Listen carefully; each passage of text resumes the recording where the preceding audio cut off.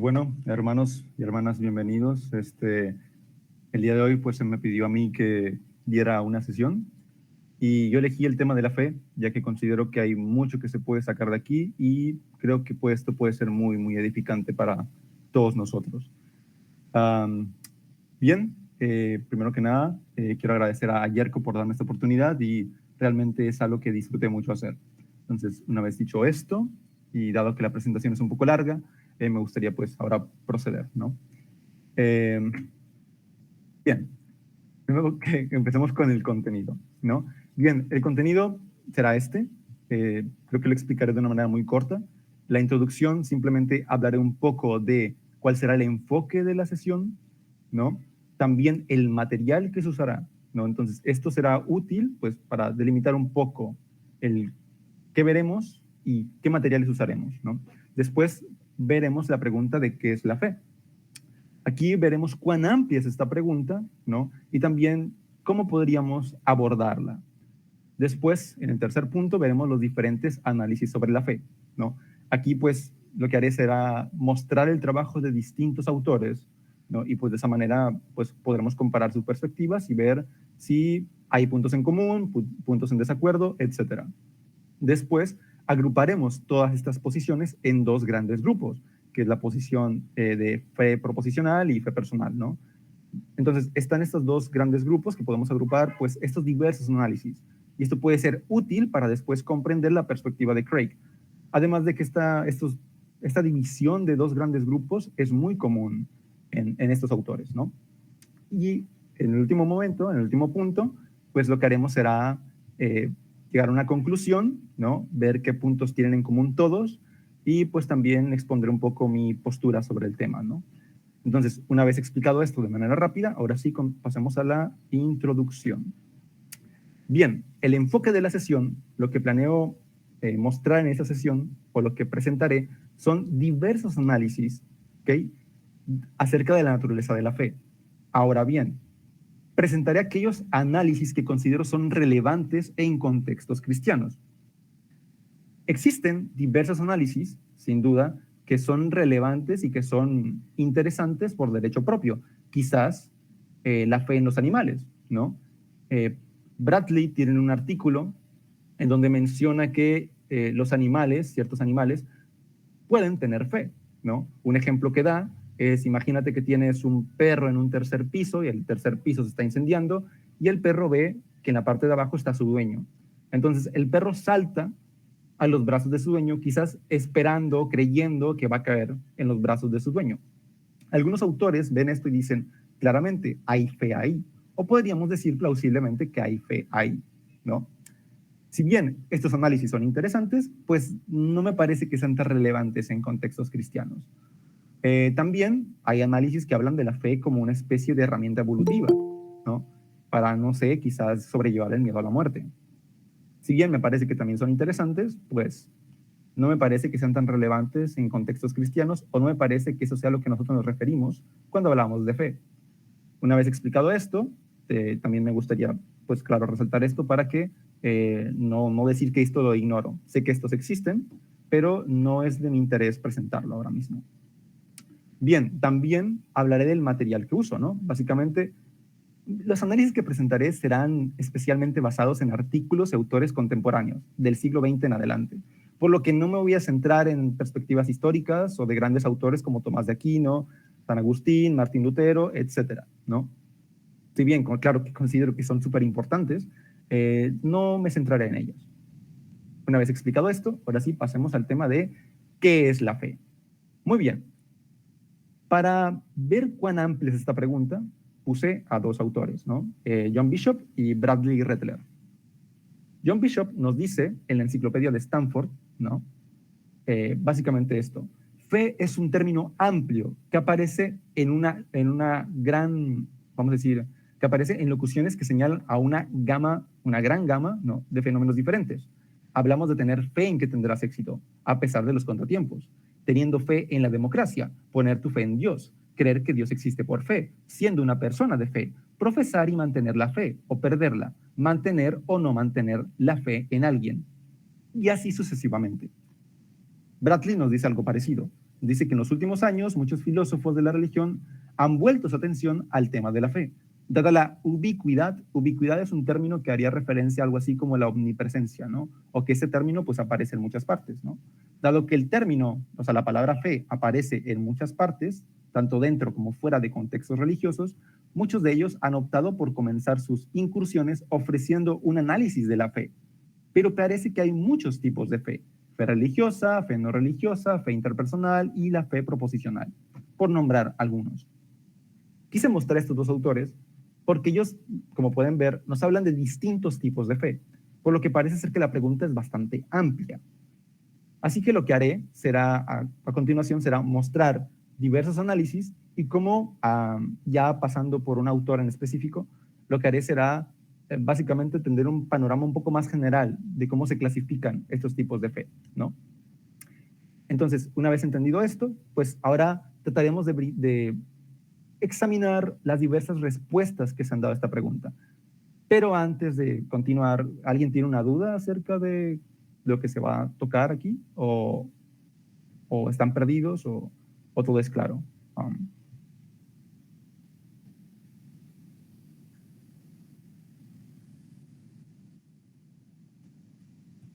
Uh-huh. Sí, yo también, bro. Todo bien. Ok. Bien.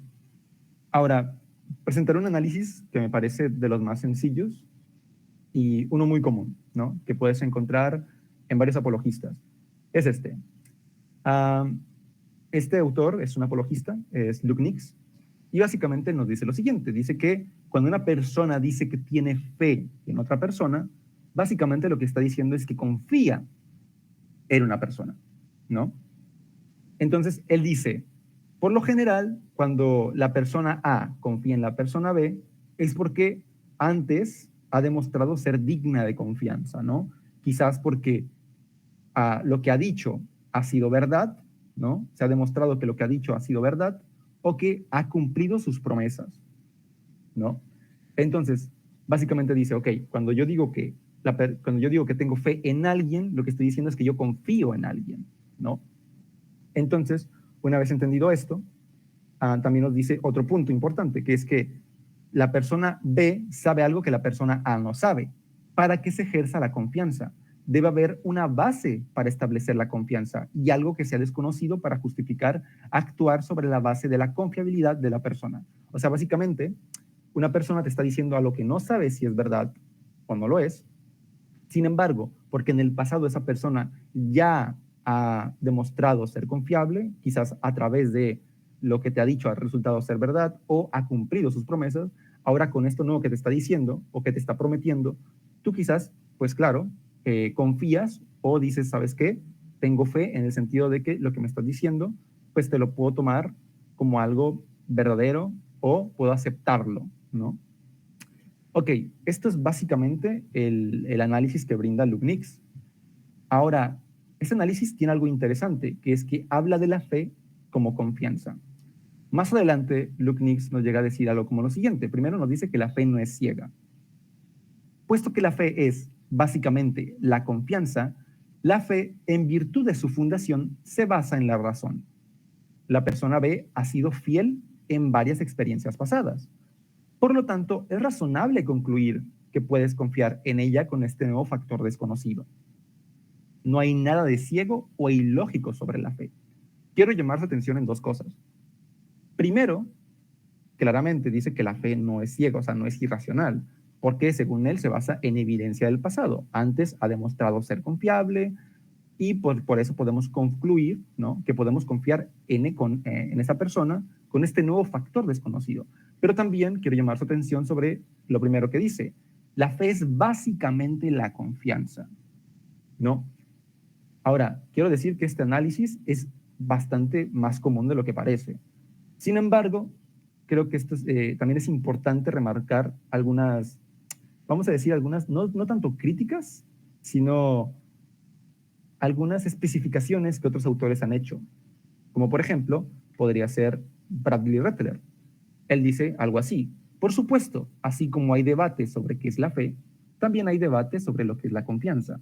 por lo que uno podría preocuparse de que esto no sea muy esclarecedor. Entonces, si tú dices que la fe es básicamente confianza, ¿no?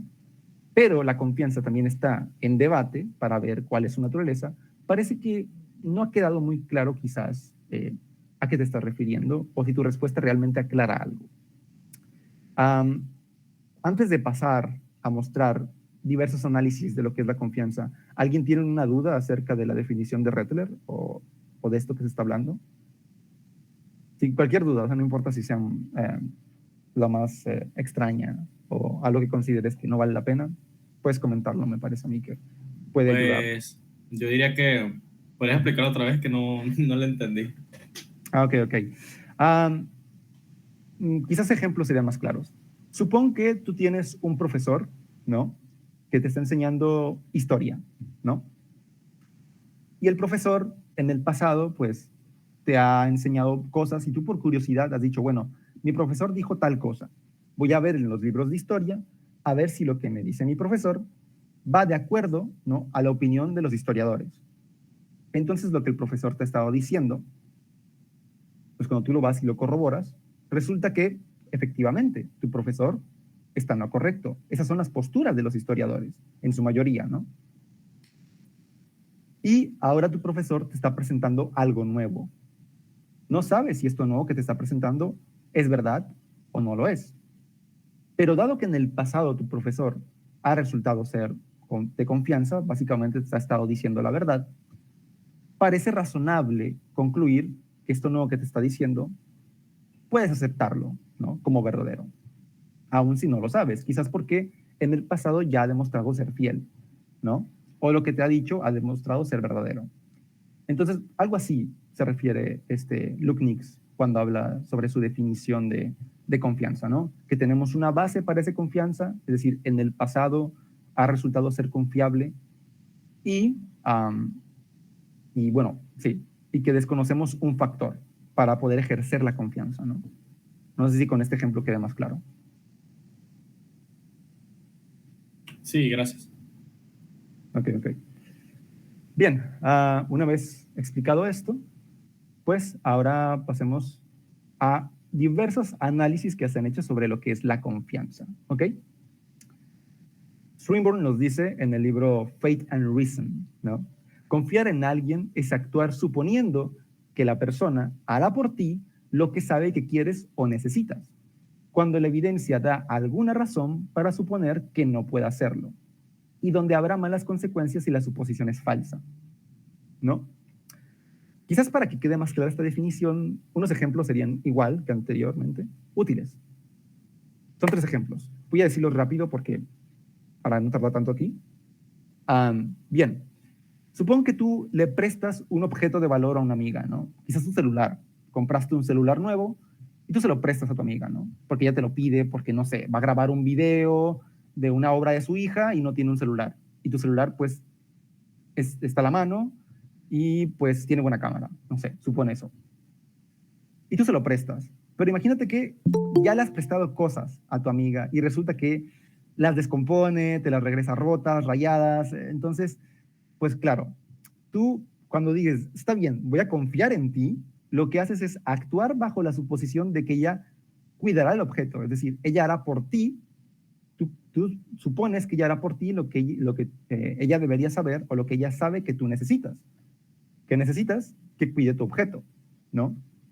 Cuando en el pasado ha demostrado no ser cuidadosa. Es decir, cuando en el pasado te ha demostrado o te ha dado razones para creer que ese no será el caso. Ahora, también eso es importante, habrá malas consecuencias si tu suposición es falsa, ¿no? ¿Cuáles serían las malas consecuencias? Bueno, que tu teléfono regrese con la pantalla rota, por ejemplo. Entonces, con este ejemplo podemos ver la definición de Swinburne. Básicamente, primero comienza con, ¿no?, una suposición. Ok, supondré confiar en ti es actúo bajo la suposición de que tú cuidarás mi teléfono. En el pasado me has demostrado que no cuidas las cosas y existen malas consecuencias si mi suposición es falsa. Si mi suposición de cuidarás mi teléfono es falsa, pues ¿qué pasará? Pues no lo cuidarás y lo puedes dañar, ¿no? Otro ejemplo, un prisionero británico que quizás confía en un alemán, ¿no? Supón que un prisionero británico quiere escapar y pide ayuda a un prisionero alemán. Ahora, quizás ha leído en el periódico o en alguna otra parte que los prisioneros alemanes están mal dispuestos a ayudar a prisioneros británicos. Entonces, existe la posibilidad de que lo entregue a la policía, ¿no? Como podemos ver, también se cumple la definición de Swinburne. ¿Por qué? Porque actúa bajo la suposición de que el alemán lo ayudará, ¿no? Sin embargo, ¿no? Ha recibido evidencia de que eso puede no suceder, ya que ha leído en el periódico de que, o en alguna otra parte ha llegado a la información de que los prisioneros alemanes no quieren ayudar a prisioneros británicos. Y existen malas consecuencias si su suposición es falsa. ¿Cuáles son esas malas consecuencias? Que lo entreguen a la policía. Ahora bien, aquí queda quizás una duda. ¿Qué tan fuerte es la evidencia en contra? ¿No? Porque uno puede pensar, bueno, a ver, en el ejemplo de la amiga, pues quizás en el pasado te ha destruido, no sé, 10 cosas, entonces ya sabes que no es de fiar. Tienes muy buenas razones para no creer que es de fiar. O en el caso del prisionero alemán, puede que hayas visto estudios, hayas visto, no sé, muchas noticias que hablan de que, de hecho, los prisioneros alemanes están muy en contra de los británicos. Entonces, queda quizás un poquito ambigua qué tan fuerte es la evidencia en contra para poder ejercer la confianza. Pero con este último ejemplo, parece que Swinburne tiene, cuando habla de evidencia en contra, parece ser algo bastante leve. ¿Por qué? Él da un ejemplo de un doctor. Imagínate un paciente que confía en un doctor para que lo cure, actúa asumiendo que el médico hará por el paciente lo que sabe que necesita que haga, ¿no? O sea, que lo cure. Donde existe alguna posibilidad de que no lo haga, porque los intentos de curar no siempre son exitosos. Como podemos ver aquí, la evidencia en contra es que existe la posibilidad o de que no parece que siempre sea exitoso ese tipo de tratamiento. Entonces, quizás la evidencia en contra no es tan fuerte. Eso parece estar abierto, al menos en el libro de Swinburne. Pero sí, aquí podemos ver que esta definición se cumple, ¿no? Ahora Swinburne tiene una preocupación, y me parece que es muy importante. Es que si esto es confianza, y la fe es básicamente confianza, ¿no? Entonces, hasta el más canalla puede tener fe, o puede ser una persona de fe. ¿Por qué? Supongamos que tenemos un ladrón, o una persona que es un asesino o un narcotraficante, etc. Y supongo que esta persona, ¿no? Pues cree en Dios, confía en Dios, ¿no? Confía en que Dios lo ayudará. Actúa suponiendo que Dios lo ayudará. No sé, antes de robar un banco, ora y dice, Dios, por favor, ayúdame a que este robo me salga bien, ¿no? Ahora, esto es interesante. ¿Por qué? Porque técnicamente confía en que Dios le va a ayudar, ¿ok? También, o sea, actúa bajo la suposición de que Dios lo ayudará. También tiene evidencia de que Dios puede no ayudarle, ¿no? Quizás porque Dios está mal dispuesto a ayudar a criminales, supongamos, ¿no? Y existen malas consecuencias si su suposición es falsa. Puede que lo atrapen. Entonces, técnicamente, el asesino, el ladrón, puede ser una persona de fe y actuar con fe. Swinburne remarca esto como una preocupación de él, ¿no? Entonces, esto es interesante. Sin embargo, uno podría estar en desacuerdo con la definición de Swinburne acerca de confianza. Quizás alguien podría decir, pues no necesariamente requieres tener evidencia en contra de la persona. Puede ser un matiz. Pero bueno, sea como sea, esa es la definición de Swinburne. ¿Alguien tiene alguna duda con respecto a esto?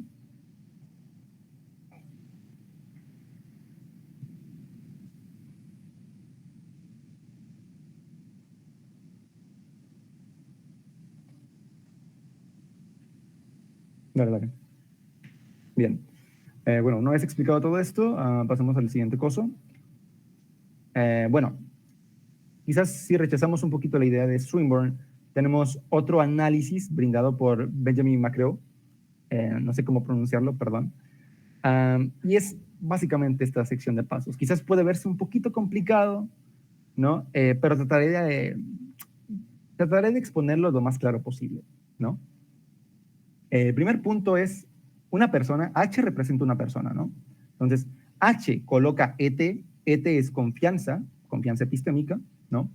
En otra persona, acerca de una proposición sí y solo sí, ¿no? Pones H acepta que P, es decir, H acepta una proposición. Después veremos qué queremos decir cuando decimos aceptar, ¿no? El punto 2 es H toma a S para comunicar que P. H depende de la comunicación percibida de S para la creencia de H de que P. Y H ve a S epistémicamente bien situado con respecto a P. Ahora, no hace falta que se aprendan estos puntos. Quizás una mejor manera de tener estos puntos claros es verlos uno por uno, ¿no? Entonces, no hace falta que nos detengamos mucho en esto. El primer punto, quizás hay que aclarar nuestros conceptos.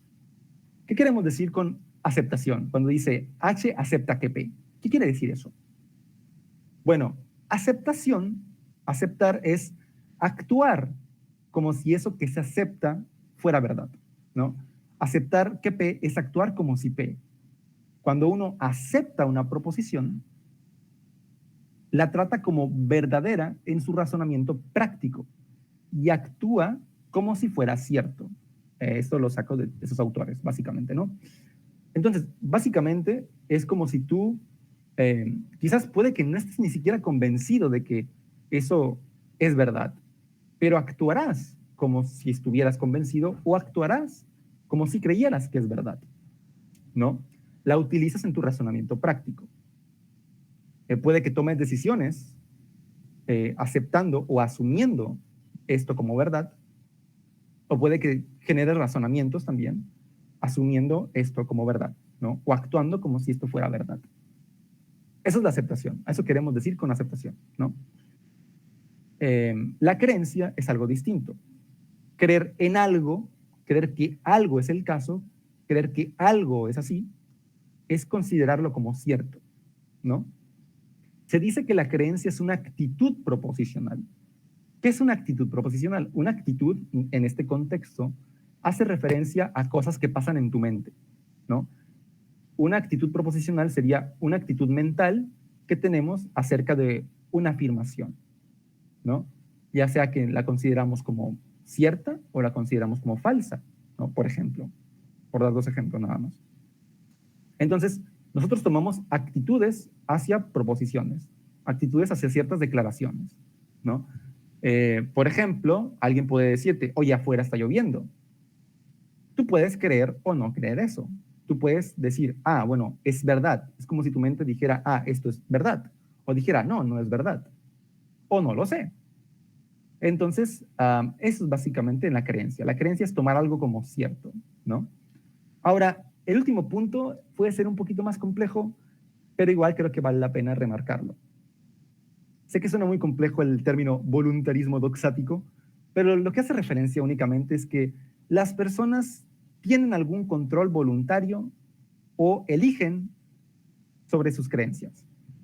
Ahora, esto es interesante. Si yo ahora mismo les digo a ustedes que si creen que al lado de ustedes tienen un elefante, o sea, crean que al lado de ustedes tienen un elefante y les doy $10,000. Si ustedes lo creen, les voy a dar $10,000. Por más que ustedes intenten forzarse a creer que realmente al lado de ustedes hay un elefante, no van a poder hacerlo. Porque, como dicen muchos teóricos, normalmente las creencias siempre llegan a nosotros, no las elegimos. Yo no elegí creer, estoy dando una sesión a ustedes. O ustedes no eligieron creer, estoy tomando una sesión con Bau, ¿no? O con Axel. No eligieron eso. Simplemente se hallan creyendo eso. Entonces, algunos niegan que tengamos control sobre nuestras creencias, otros no. Unos dirán, tenemos cierto control sobre nuestras creencias. Por ejemplo, un ejemplo muy, vamos a decir, muy simple es, si ahora mismo yo tomo mi mano y la pongo encima de mi cabeza, creo que mi mano está encima de mi cabeza. Si yo bajo mi mano debajo de mi cabeza, creo que mi mano está debajo de mi cabeza. Entonces, mientras yo muevo mi mano, mi voluntad, mi creencia cambia. Ahora creo que está arriba, ahora creo que está abajo. Ustedes ponen su mano encima de su cabeza, ahora creen que su mano está encima de su cabeza, y si la bajan, pues ahora creen que está debajo de su cabeza. Como pueden ver, hay un cierto control voluntario acerca de ciertas creencias. Sé que son algo chistoso, pero Es un ejemplo simple para ver que quizás sobre algunas creencias sí tenemos control. Otro ejemplo puede ser que quizás una persona se dedica a leer solamente ciertos libros que le dan la razón. Claramente, solamente involucrarte con cierta literatura tendrá alguna influencia, a lo mejor un poco indirecta, sobre tus creencias. Pero existe cierto control sobre la creencia. Entonces, hay un debate ahí, pero que tomen en cuenta que cuando hablan de voluntarismo doxático por ahí, lo escuchen, se refieren a eso. Básicamente, a esa idea de que tenemos control o no tenemos control sobre nuestras creencias. Doxático hace referencia a creencia, tener en cuenta eso. Entonces, cuando en el primer punto vemos algo como H acepta que P, decimos una persona acepta una proposición, ¿no? Cual sea, no importa. ¿Alguna duda con todo esto? Sé que puede ser un poquito técnico, pero espero haberlo expresado bien.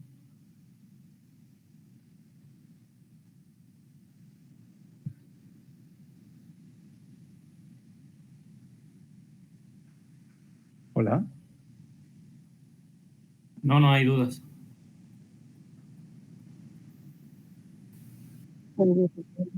¿Qué bien? Nice, nice. Ok. Bueno, eso quiere decir, ¿ok?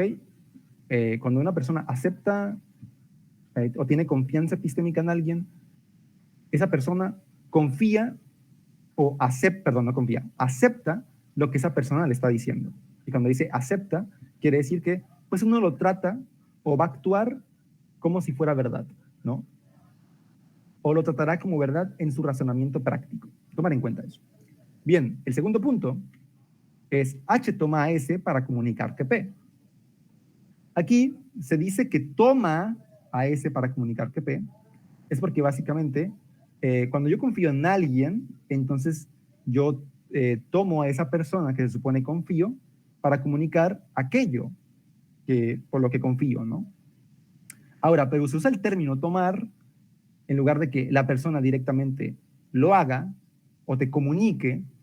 ¿Por qué? Porque puede darse el caso, ¿no? Puede darse el caso, ignoren ese último punto, de que tú le robes su diario, ¿no?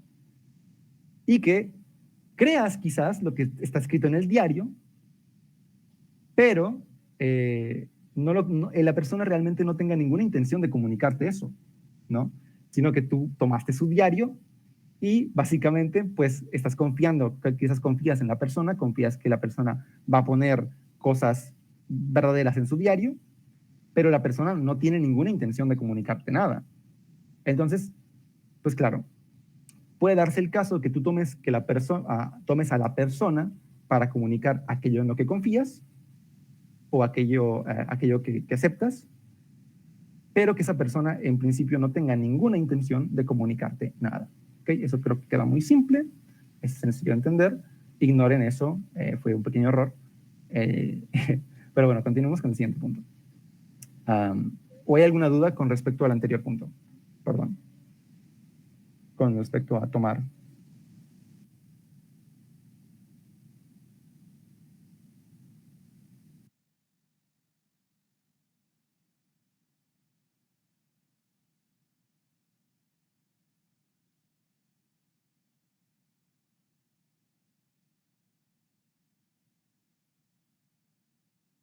Claro. O sea, creo que se refiere a que, wow, parece que estamos llegando al límite de 15 minutos. No sé si hay una pequeña pausa, mano. ¿O cómo?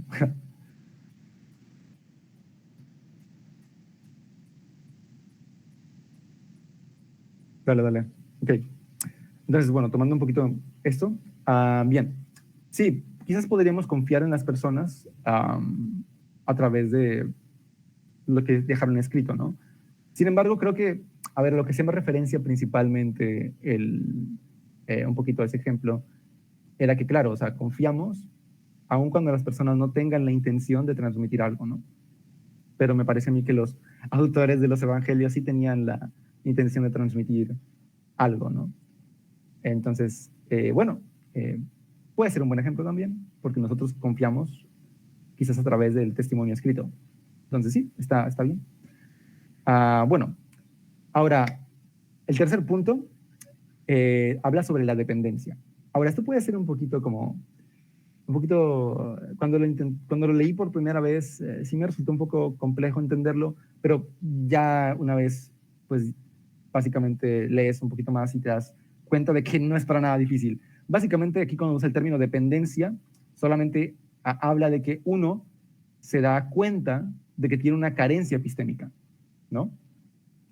Entonces, depender de alguien para alguna creencia significa que yo mismo no estoy en la posición epistémica apropiada con respecto a esa creencia, ¿no?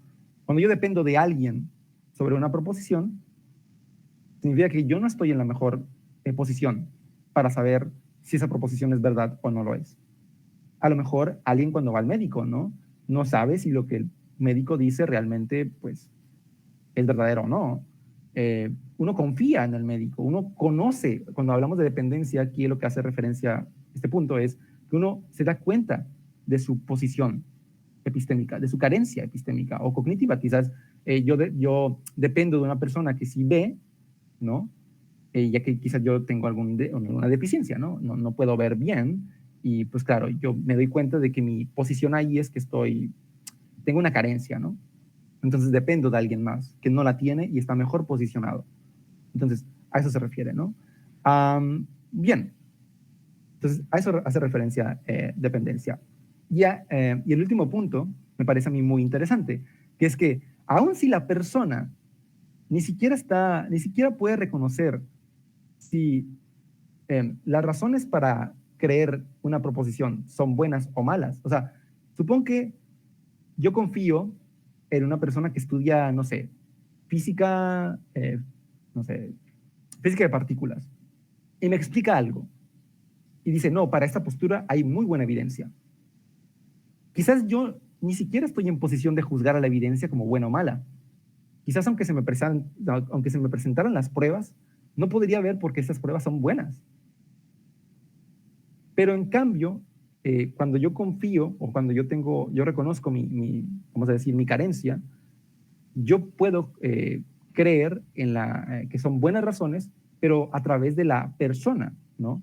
Ya que, bueno, yo tengo una carencia, ¿no? Ahora, hay un artículo que me parece sumamente interesante que se llama El rol de la confianza en el conocimiento. Ahora, este artículo es muy interesante, es de John Hardwin. Entonces, básicamente tiene unas cosas súper interesantes aquí.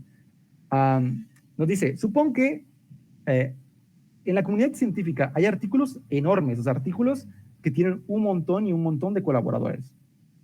O sea, estás hablando de muchos especialistas. Y dice, cada uno de estos especialistas por individual no podría dar razones de todo el artículo por completo. Entonces queda una pregunta. Dado que ninguno de estos especialistas individual que trabajaron en conjunto, que tienen su grupo de investigación y trabajaron en conjunto para un artículo, ya que ninguno de ellos individualmente puede dar razones de todo el artículo, ¿ellos realmente conocen lo que está en el artículo? ¿Se puede conocer lo que está en el artículo? ¿O se puede conocer el artículo?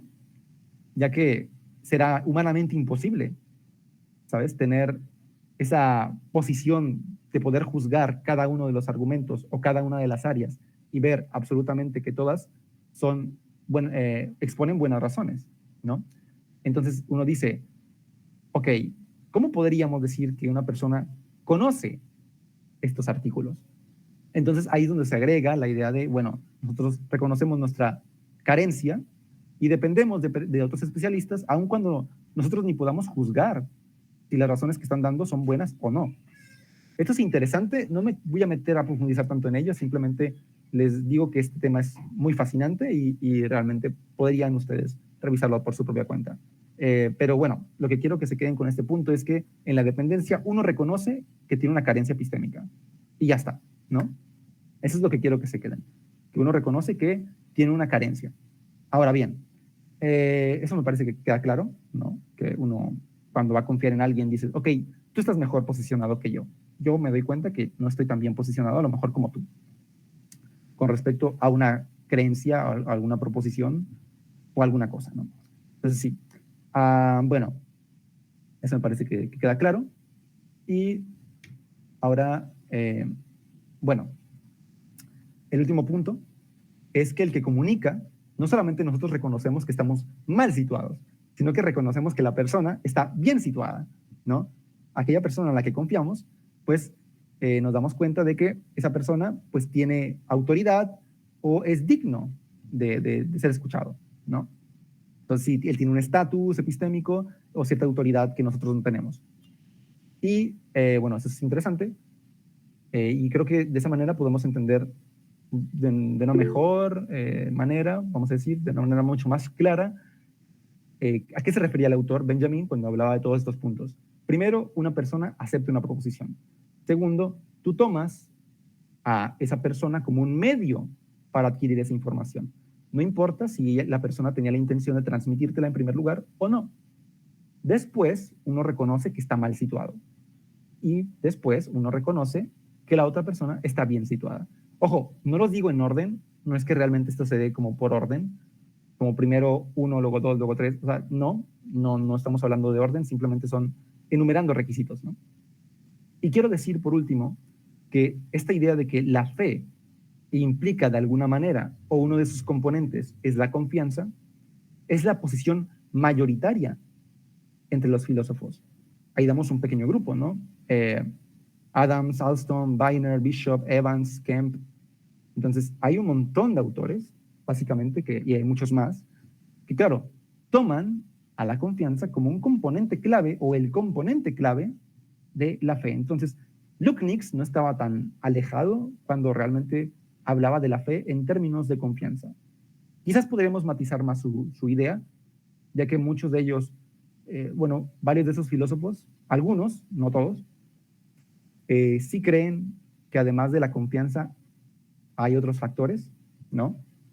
Para la fe. Sin embargo, la visión de Lukács no estaba del todo equivocada o iba por buen camino.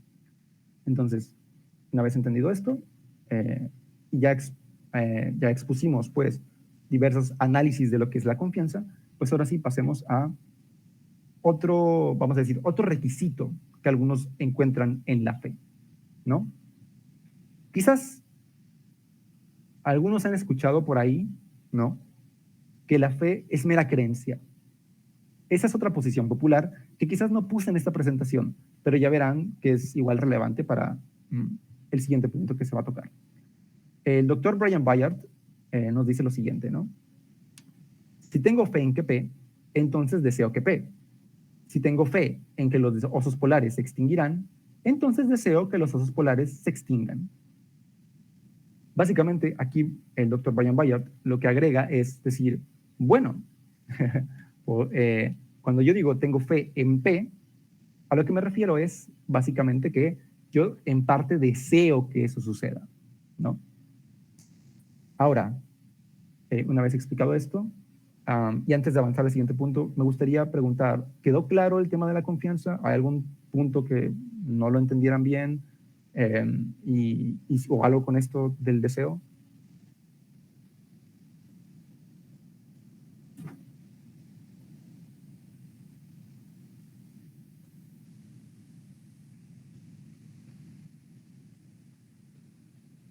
Ok.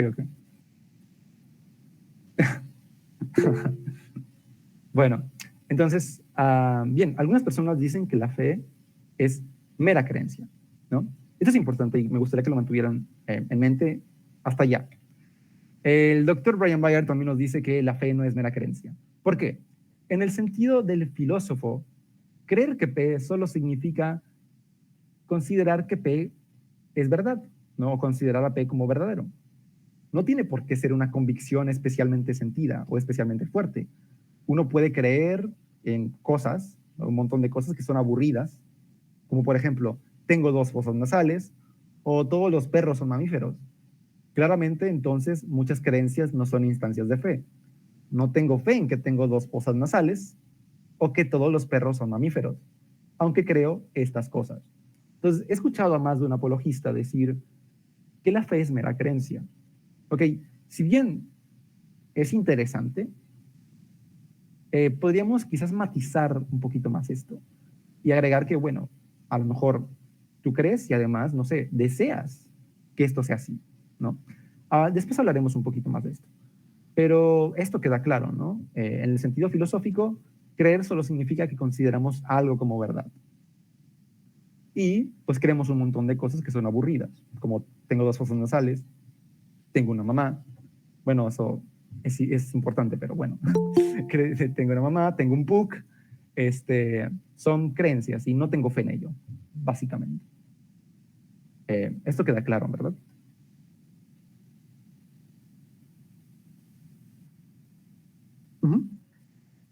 ¿Cortado aquí? Dale, dale. Dale, dale.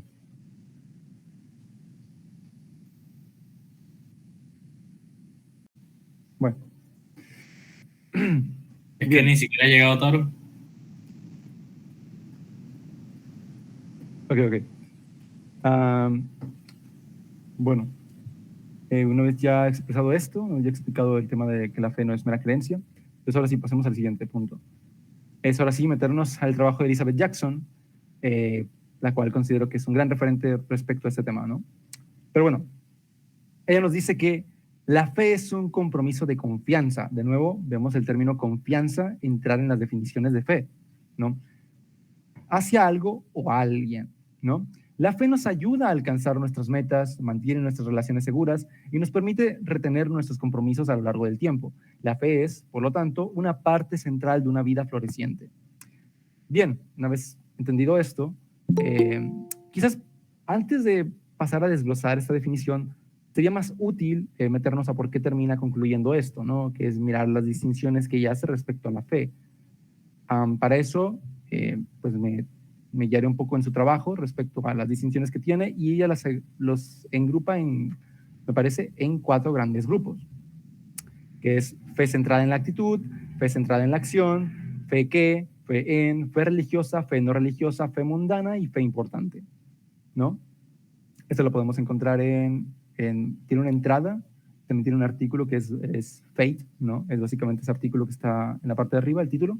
Pero bueno, habla de tipos de fe, ¿no? Entonces, esas 4 distinciones igual pueden ser útiles y después veremos cuáles son los componentes que ella considera esenciales o necesarios para la fe, ¿no? Bien, una vez expresado esto, pasaremos ahora sí a la fe centrada en la actitud, ¿no? Bien, la fe centrada en la actitud ella nos dice, es similar a otro tipo de actitudes tales como creencias o deseos, ¿no? De la misma manera que usted puede creer que Dios existe, usted también podría tener fe en que Dios existe. Es decir, ambas son actitudes, cosas que pasan en tu cabeza, en lugar de ser acciones, cosas que haces.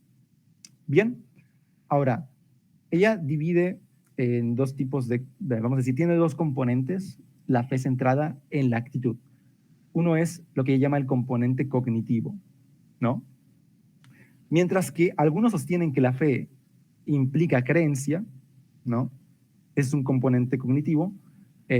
Dice también, puedes tener que la fe implica algo más débil, como cierta confianza en que el objeto del que se tiene la fe es verdadero, pensar que es probable que sea verdadero, respaldado por la evidencia, o la más probable de las opciones bajo consideración.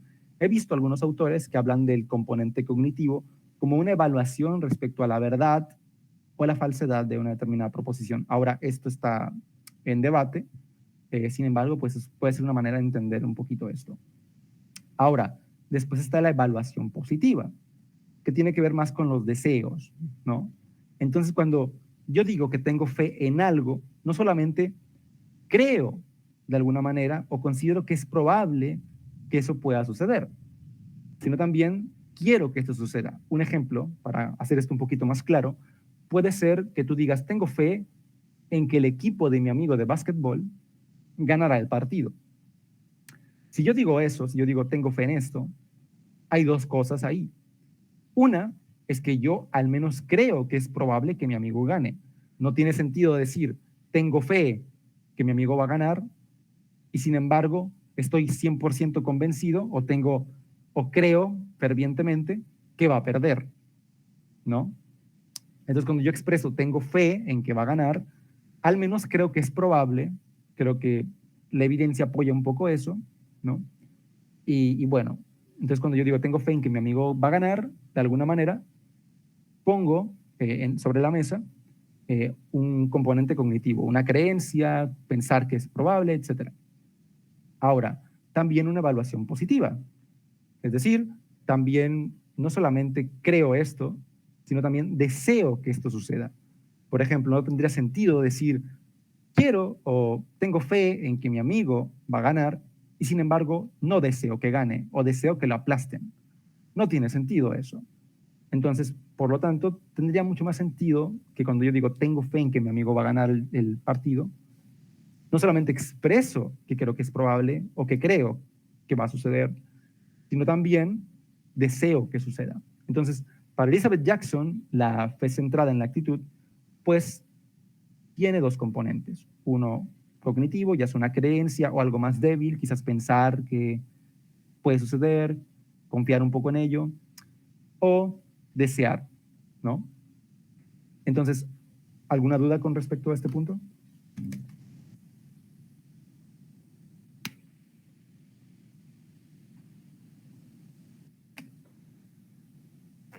Ok.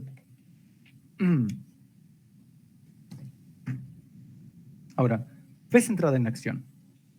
Bien, otro tipo de fe podremos ver que es un tipo que no está en la cabeza, no es una actitud, no es algo que sucede en tu cabeza, sino que es una acción, ¿no?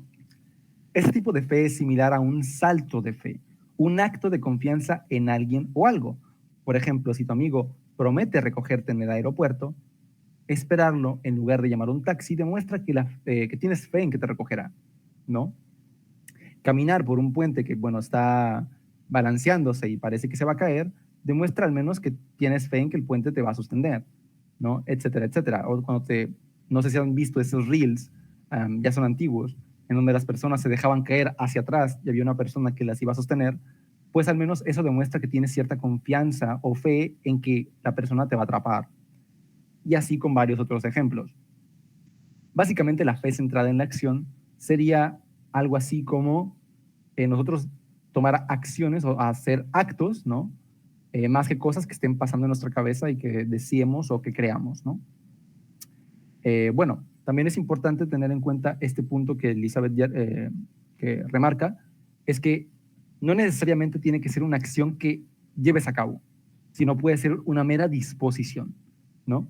Por ejemplo, un creyente puede estar dispuesto a dar su vida por su fe, ¿ok?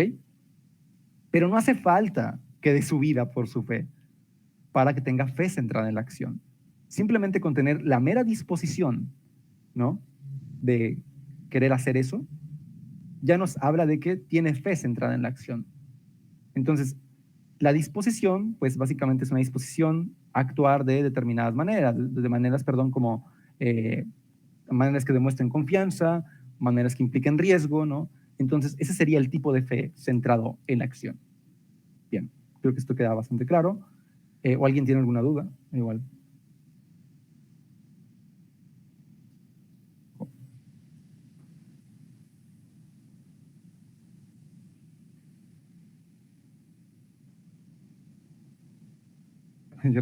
Ok, dale. Bien, entonces continuando un poquito con el tema. Bien, ahora teniendo esas dos distinciones que me parecen muy importantes, fe como actitud y fe como acción, ahora hay otra distinción que está muy sujeta a debate, pero eso lo veremos un poquito más adelante. Fe que, ¿no?, es básicamente fe en una proposición. Cuando yo digo el término fe que hace referencia a proposiciones, ¿no?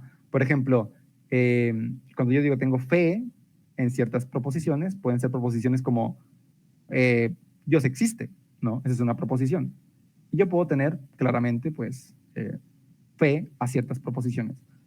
Proposiciones como, no sé, Dios existe, mi amigo me recogerá, el puente me sostendrá, no sé, no perderé el avión.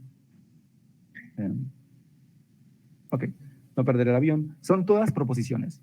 Y una persona puede tener fe en ellas. Proposiciones como todo saldrá bien a pesar de los contratiempos, son proposiciones. Y una persona, pues, tiene fe en esas proposiciones. Entonces, sí, también podemos tener fe no solamente en personas, sino también parece plausible decir que tenemos fe en proposiciones. Proposiciones como quizás incluso Jesús resucitó entre los muertos. Puede ser una proposición de la que tengamos fe.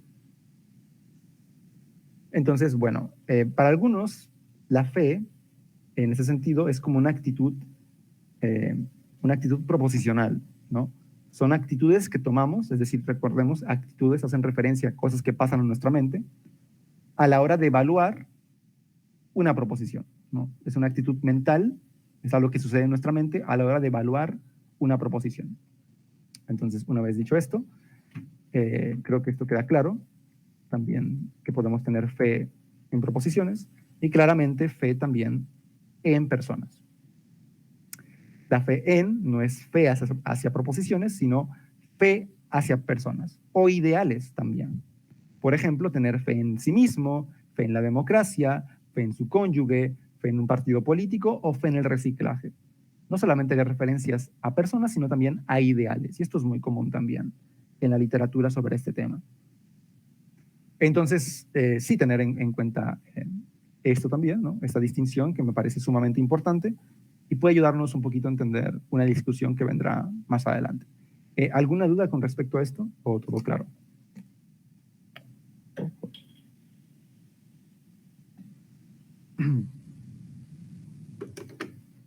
A ver. Parece que todo claro. Bien. Sigamos. Fe religiosa. Bien, aquí esta distinción me parece que es relevante por unas... quizás hablar de fe no religiosa y fe religiosa puede decir, bueno, ¿por qué nos interesaría en contextos cristianos hablar de fe no religiosa? Bueno, me parece que igual es importante que sepamos, ¿no?, que existe fe fuera del contexto religioso. Quizás como, vamos a decir, simplemente para que no nos quedemos con esta idea de que la fe es exclusivamente algo en el cristianismo, sino es lo que podemos también encontrar fuera del cristianismo. Algunos lo llaman fe secular, ¿no? Pero no me parece tan relevante el nombre que tenga, sino tener en cuenta que existe fe también fuera de contextos religiosos, ¿no?, o del contexto cristiano. Un ejemplo paradigmático de la fe religiosa pues es fe en Dios o en dioses, fe en los líderes religiosos, quizás fe en ciertas doctrinas, ¿no? Como podemos ver, la fe religiosa engloba tanto fe personal, o sea, fe hacia personas, fe en personas, o también fe que la Trinidad es verdadera, fe que, ¿no?, Jesús murió y resucitó, fe que, etcétera, etcétera.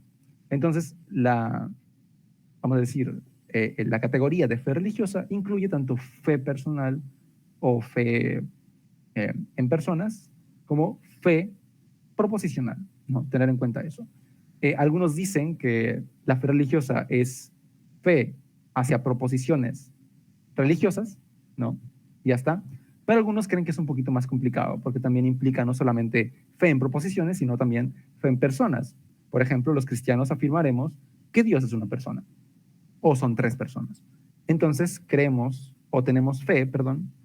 fe en estas personas.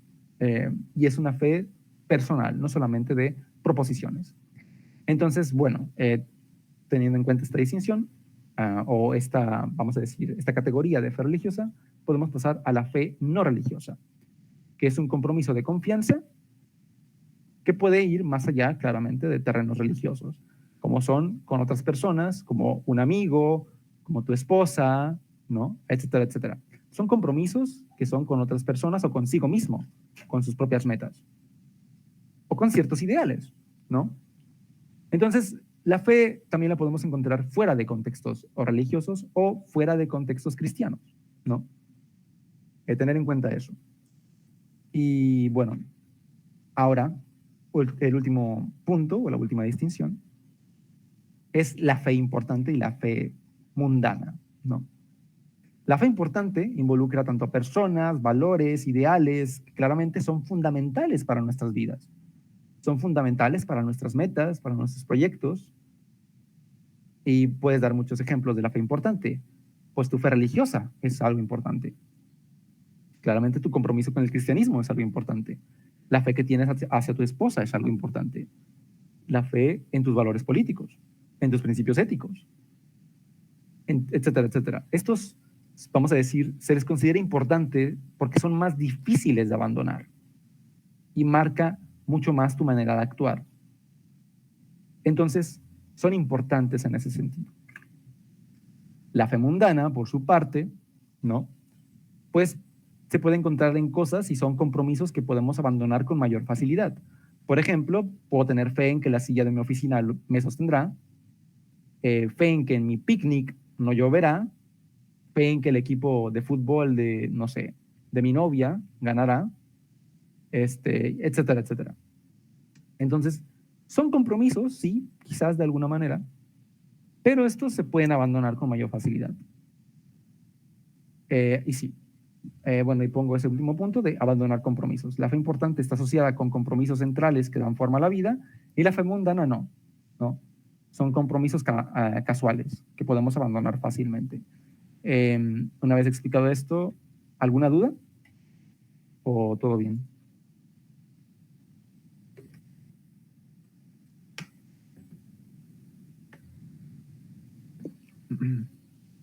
Bien, bien, bien. Entonces, vamos a continuar. Para Elizabeth Jackson, ya para terminar con este punto, ella nos habla de que ve esos 4 componentes en la fe. Tenemos por un lado la confianza, que como podemos ver, ella está dentro de este marco que siguen muchos otros autores, ¿no? Que vamos a decir es la perspectiva mayoritaria incluso acerca de las discusiones sobre la naturaleza de la fe. Es la posición mayoritaria. Y bueno, la confianza puede incluir pues creer lo que otros dicen, ¿no? Estar dispuesto a actuar de X o Y manera, quizás maneras que tengan riesgos, ¿no? Etcétera. Entonces uno confía, ¿no? La confianza es algo clave de la fe. Ya sea que brindes un análisis distinto de la confianza, ya sea que tengas el de Swinburne, ya sea que tengas el de Benjamin u otro análisis de confianza, en general parece ser que la confianza es un componente necesario de la fe. Ahora, Elizabeth Jackson realmente no elabora mucho un análisis de qué es la confianza, pero parece que lo toma como una condición. Al menos en el artículo que yo leí no mide un desarrollo, pero lo considera como un factor importante o el factor más importante. Ahora, también está el riesgo. Otro componente de la fe es riesgo. Es decir, si uno tiene fe en algo, esto podría llevarlo a tomar decisiones que lo pongan en una situación de riesgo, es decir, en una situación en la que pueda haber algún mal resultado, ¿no? Ojo, este mal resultado no quiere decir necesariamente que sea algo como la muerte o algo como un daño excesivamente grande, sino cosas pueden ser como la siguiente. Uno confía o uno tiene fe en Dios y eso implica un compromiso, ¿no? De alguna manera. Y uno puede dedicar su vida a Dios. ¿Cuál es el riesgo? El riesgo es que Dios no exista y desperdicie mi vida, ¿no? Por ejemplo. Y claramente, esos son, pues, riesgos. Por eso dice, es posible, pero incierto, ¿no? Bien, esos son riesgos. Después está la resiliencia, que es básicamente como mantener este compromiso a pesar de las adversidades, ¿no? Si uno, básicamente, Elizabeth Jackson lo llama algo así como la conexión entre el compromiso y la fe, ¿no? Si tú de repente tienes un compromiso con la existencia de Dios, y tú tienes fe en que Dios existe, pues aunque te llegue contraevidencia, ¿no? Pues tú mantendrás ese compromiso, básicamente. Y esto es algo importante y me parece a mí muy interesante también como un aspecto de la fe. Y también está el último punto, que es ir más allá de la evidencia, que hay que hacer una distinción aquí. Ir más allá de la evidencia no quiere decir ir en contra de la evidencia, ¿no? ¿Por qué? No significa esto que aceptemos esto aunque tengamos toda la evidencia en contra, al menos tal y como lo plantea Elizabeth Jackson, sería que la evidencia para P y la evidencia para no P son igual de probables, son igual de buenas. Entonces, realmente la evidencia en sí misma no es decisiva. Es decir, es imperfecta o no termina por decantarse uno por otra. Entonces, lo que uno hace es Cuando digo tengo fe en P, en lugar de no P, es tengo un compromiso con P, ¿no? Eso no quiere decir que vas a dejar de investigar, vas a dejar de hacer filosofía y todo eso. No, para nada. Simplemente que uno ya está comprometido con una posición. Y aun si lee argumentos ateos y se dedica a examinarlos, a debatir, etcétera, eso no quiere decir que uno, vamos a decir, mantenga la fe a toda costa, sino que uno tiene un cierto compromiso que puede sobrevivir a pesar de las adversidades, ¿no? Y que, bueno, también quizás este compromiso no se debe a que hay mayor evidencia para P que para no P, sino puede ser simplemente que uno elige ese compromiso, aun cuando la evidencia no apunta decisivamente a uno o a otro. Esa es más o menos la manera en la que Elizabeth Jackson lo plantea. Y bueno, ¿alguna duda con esto? Sí que puede ser un poquito como complejo, pero me parece a mí que sí se puede entender.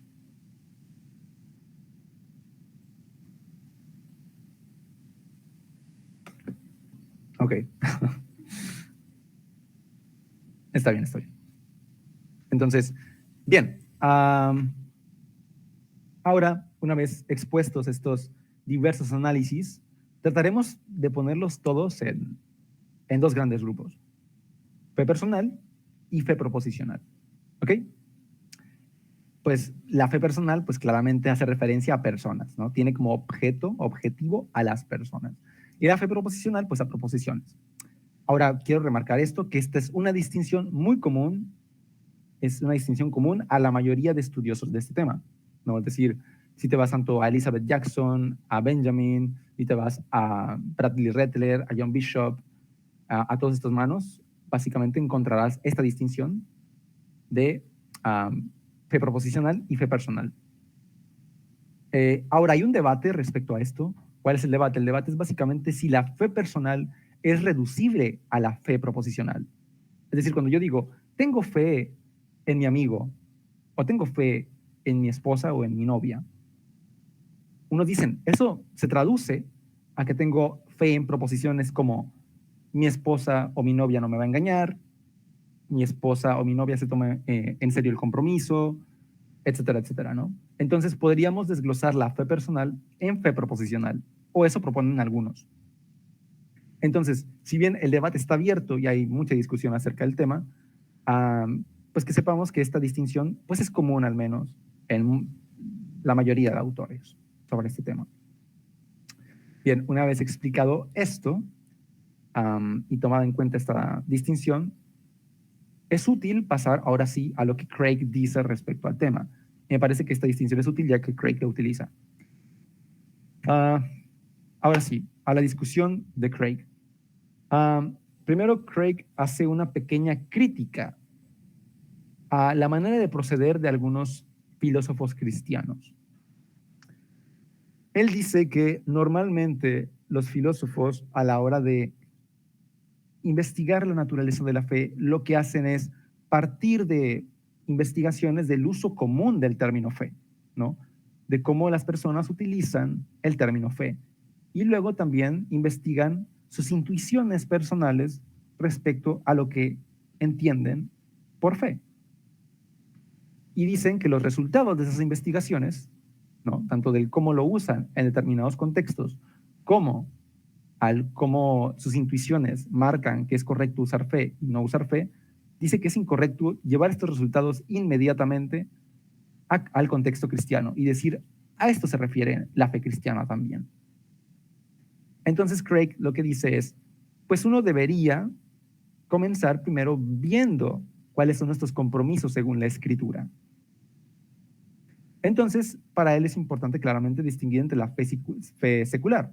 Por ejemplo, no es lo mismo tener fe en el dentista, fe en que tu hijo regresará de la guerra, que a la fe salvadora o la fe cristiana, ¿no? Es el tipo de fe que se habla en Efesios 2:8. Por gracia habéis sido salvos por medio de la fe.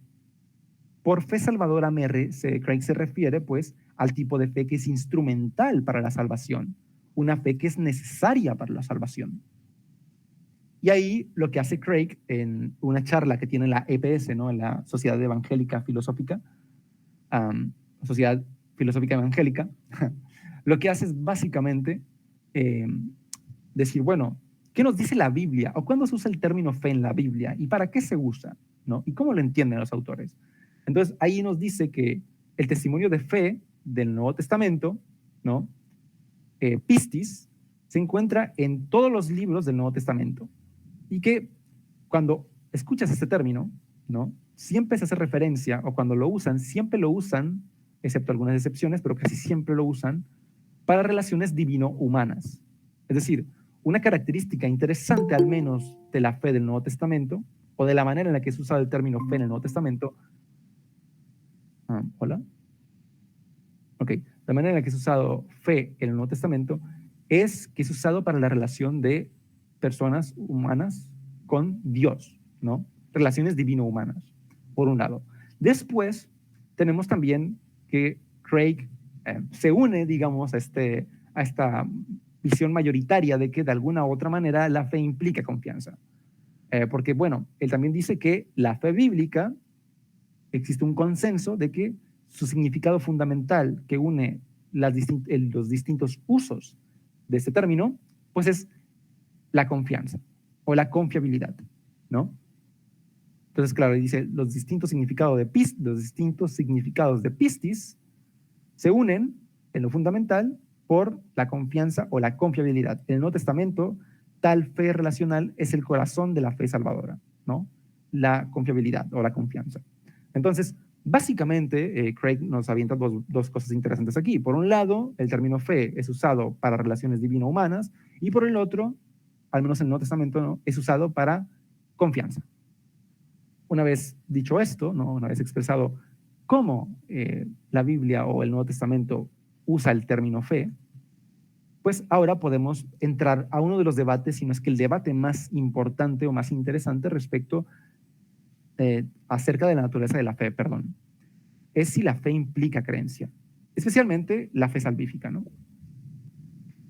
Ahora, la fe salvífica o la fe salvadora, tal como se escribe en el Nuevo Testamento, ¿no?, pues implica una fe proposicional.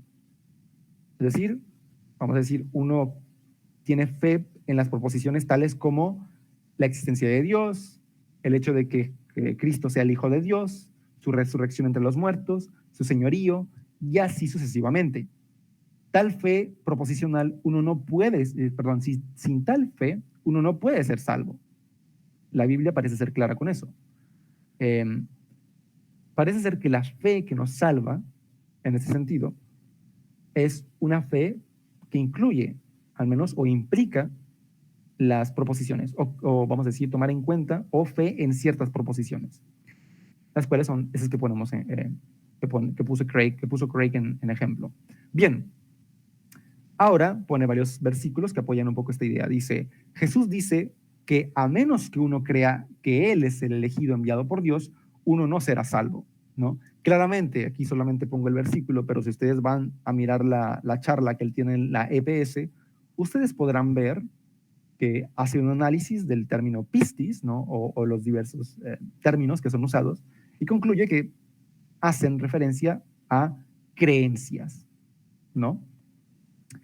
Entonces, también habla de Romanos, ¿no?, donde dice, si confiesas con tus labios que Jesús es el Señor y crees en tu corazón que Dios lo resucitó entre los muertos, serás salvo, ¿no? Hace un análisis en donde él dice, bueno, estos términos hacen referencia a la creencia.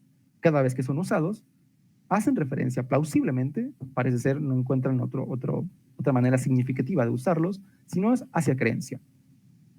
Entonces, eso es algo muy interesante, porque parece ser que la Biblia, cuando habla de la fe salvífica y creer en ciertas proposiciones, de alguna manera te lleva a aceptar que esta fe salvífica implica creencia. Ahora bien, hay algunos filósofos cristianos que no quieren aceptar esto. No quieren, o no tanto que renieguen del análisis de Craig, sino que tienen sus preocupaciones de que la fe salvífica implique creencia. Ahora podemos entrar un poquito en el debate, ¿no? Es vamos a pasar ahora sí al debate, pero antes de pasar, ¿alguien tiene alguna duda respecto a lo que estamos hablando?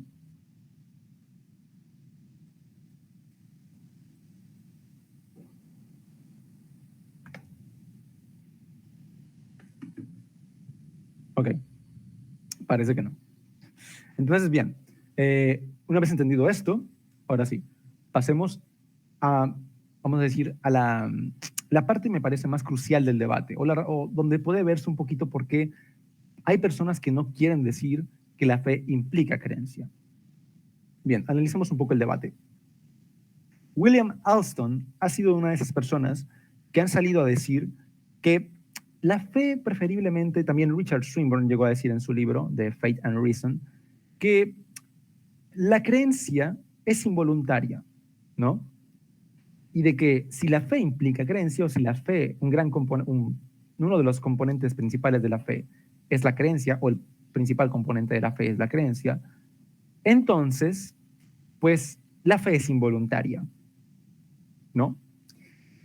Y esto a Alston le preocupa. Él sostiene que aceptar, por ejemplo, en lugar de decir creencia, uno dice, bueno, yo no creo, yo acepto estas proposiciones. Y para él, aceptar es suficiente. Puedes aceptar sin creer, ¿no? Aceptar sin creer, y eso es suficiente para tener fe. Y una fe salvífica. Benjamin McCraw lo dice de la siguiente manera. Alston se preocupa que agregar creencia a la fe, ¿no? O sea, creencia como un componente necesario de la fe, haga a la fe algo involuntario.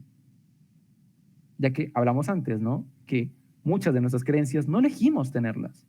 Entonces, para él, que la fe implique creencia, o que uno de sus componentes centrales sea la creencia, es problemático. ¿Por qué? Bueno, simplemente porque eso haría que la fe tuviera uno de los principales componentes de la fe salvífica sea algo involuntario, algo que uno no puede controlar. Alston hace una declaración interesante. Él dice que el componente cognitivo positivo, es decir, vamos a decir, este componente cognitivo, esta manera de que nosotros evaluamos la verdad de una proposición, le damos un valor positivo a esta proposición, es la aceptación, es el componente cognitivo. Elizabeth Jackson, esa es una crítica que es muy aparte de la de Craig, hace una crítica a Alston en ese sentido, porque ella dice que no ve cómo puede la aceptación ser un componente cognitivo de la fe, cuando la aceptación no es más que actuar como si P fuera verdad, ¿no? O sea, la aceptación en esencia es simplemente actuar como si P, pero eso realmente no es una evaluación respecto a la verdad, perdón, no es una evaluación respecto a la verdad de la proposición, sino simplemente uno acepta, uno actúa como si esta proposición fuera verdad, pero no está emitiendo un juicio realmente, no está diciendo que es probable, que piensa que es probable o que cree. Dice, es así, este es el caso, creo esto. En sentido de actitud mental, ¿no? Como algo que sucede en tu mente. Sino es más a lo que haces. Entonces, Elizabeth Jackson, concediendo mucho en su artículo Belief, Faith and Hope, ella dice que a lo mucho la aceptación sería una actitud mental, un estado mental. Entonces, esa es una crítica que hace Elizabeth Jackson a esa postura de Alston, ¿no? Tratando a la aceptación como el componente cognitivo necesario para la fe. Y William Lane Craig tiene otra crítica por otro lado. Dice que esa distinción moderna entre creencia y aceptación es ajena al mundo antiguo y a la literatura del Nuevo Testamento. Él se remite a varios especialistas en el Nuevo Testamento y a la historia del mundo antiguo y dice que todas las discusiones de fe están vacías de esta distinción. No se encuentra esta distinción en el mundo antiguo. Dice, a lo mucho podrías encontrar la distinción, ¿no? Respecto a, oye, la fe, no sé, hacia personas, hacia ciertas creencias, etcétera, pero no encontrarías, realmente no encontrarías esta distinción entre creencia y aceptación. Entonces, Craig cita varios autores respecto a esto. No me voy a meter mucho en esto, pero sí, o sea, básicamente dice que esta distinción moderna de la creencia y aceptación no se encuentra en ninguna parte del mundo antiguo. Y por lo tanto, es un poco, vamos a decir, extraño llevar esta distinción moderna a estos contextos, especialmente al contexto del Antiguo Testamento. Bien, ahora, él termina esta idea, ¿no? Él termina esta visión de la fe, dice, bueno, ok, es verdad, de alguna manera la creencia, ya sea que la aceptemos en grados. Cuando decimos creencia en grados, nos referimos a que decimos, bueno, una persona puede aceptar o, bueno, creer algo con más fuerza o creerla con menos fuerza. Una manera de decir que alguien cree algo con más fuerza quizás sea, está más dispuesto a defender esto, ¿no? Entonces, por ejemplo, eso puede ser un ejemplo, ¿no? Uno puede creer con más fuerza algo, creer con menos fuerza algo. Entonces él dice, bueno, podríamos aceptar que existen diversos niveles de creencia, como un rango de creencia, como, vamos a decir, sí, distintos grados de creencia. Entonces, él dice que las personas que primero han llegado a aceptar las afirmaciones de la verdad cristiana sin creerlas, aún pueden estar en el camino que las llevará eventualmente a la fe salvadora, es decir, a creerlas. Y debemos hacer todo lo posible para alentarlas a lo largo de ese camino.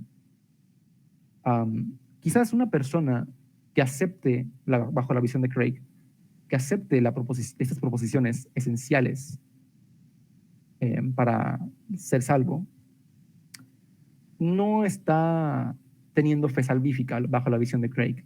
Sin embargo, él nos dice que eso ya debería ser un paso y quizás deberíamos acompañarlo en este camino para que eventualmente llegue a creer estas afirmaciones o tenga esta fe proposicional, ¿no? Crea realmente que Jesús es el Señor, crea que Jesús resucitó, crea que Jesús es Dios y todo esto. Entonces, esa es la crítica o el debate que hay, ¿no? Entre aquellos que no quieren que la fe tenga creencia, porque se la daría involuntario. Y claramente quieren agregar a las personas escépticas, que incluso no lo creen, ¿no? Que incluso no creen que Jesús sea Dios o que Jesús sea resucitado. Quieren agregarlos como personas que pueden tener fe salvífica, aun cuando no crean. Y Craig y otro grupo, vamos a decir una cantidad de personas considerable, también afirma esta visión de que no, la fe, tal y como la entiende el Nuevo Testamento, y en los contextos de los autores del Nuevo Testamento, parece indicar que cada vez que se usa el término fe, hace referencia o implica de alguna manera creencia, ¿no? Entonces, podemos terminar con esto último. Mientras que la fe salvadora es fundamentalmente la fe personal en Dios o Cristo, con todo lo que eso implica, la fe personal implica la fe proposicional con respecto a varias afirmaciones de verdad cristiana. La fe proposicional implica una postura cognitiva positiva de creencia hacia la posición relevante, junto con una actitud favorable y una orientación cognitiva positiva hacia el estado de cosas descrito.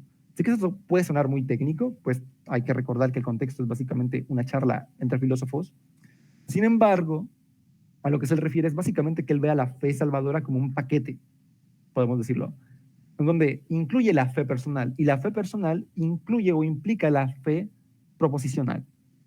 Y la fe proposicional es creer, ¿no? De alguna manera, creer ciertas proposiciones y también desear ciertas proposiciones, porque él, Craig, después cita a Santiago, creo que Santiago, en donde dice, tú crees, haces bien, bien haces. Los demonios también creen y tiemblan. Y dice, esa cláusula de y tiemblan puede quizás denotar que los demonios no desean que eso que ellos creen sea verdadero, o que eso que ellos conocen sea verdadero. Entonces, como carecen de esa evaluación positiva, es decir, carecen de ese deseo de que Dios exista o de que Jesús haya resucitado y todo esto, como carecen de esa evaluación positiva, de ese deseo, por eso no tienen fe. Entonces, como podemos ver, Craig tiene una visión bastante que reúne todas las visiones que ya hemos visto antes, ¿no? Hablamos de creencia, hablamos de confianza, ¿no? Él, de hecho, en la propia plática, habla de que claramente la manera en la que se usa el término fe implica confianza. Habla de esta distinción entre fe personal y fe proposicional. También habla de que tiene que haber un elemento ya sea cognitivo, ¿no? Una creencia, y un elemento conativo, un deseo, desear que esto sea verdad, o no desear, ¿no? Entonces, eso tiene que ser positivo, ¿no? Una orientación conativa positiva, es decir, desear que esto sea así. Entonces, Craig tiene una visión, vamos a decir, compacta todas estas posturas que hemos estado hablando a lo largo de toda esta presentación, ¿no? Entonces, ese sería como el término, y ya para poder concluir esta postura, ¿no? Digo, perdón, esta postura, este análisis de la fe con el trabajo de Craig. Y por mi parte, perdón, por mi parte solo me queda decir que estoy de acuerdo con Craig respecto a estos análisis, y si bien matizaría una que otra cosa, me parece que es bastante completo. Y no sé si haya preguntas.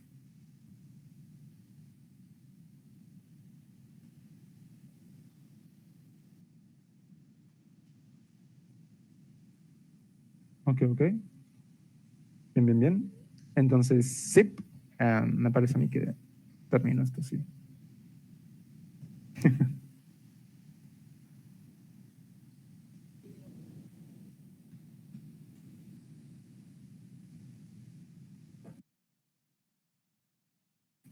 Me dio pena al final. Es que te noté muy cabizbajo y dije, no, no voy a poner un meme.